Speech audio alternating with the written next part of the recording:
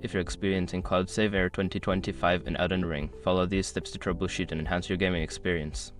This guide will help you resolve the issue and ensure your progress is saved correctly.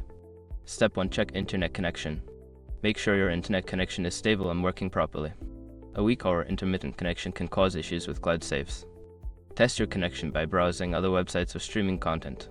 Step 2. Restart the game. Close Elden Ring completely and restart it.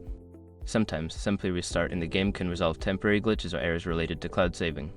Step 3. Verify game files. If you're playing on a platform like Steam or Epic Games, use the built-in feature to verify the integrity of the game files.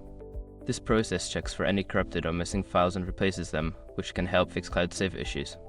Step 4. Check cloud save settings. Ensure that cloud saving is enabled in your game settings and on your gaming platform.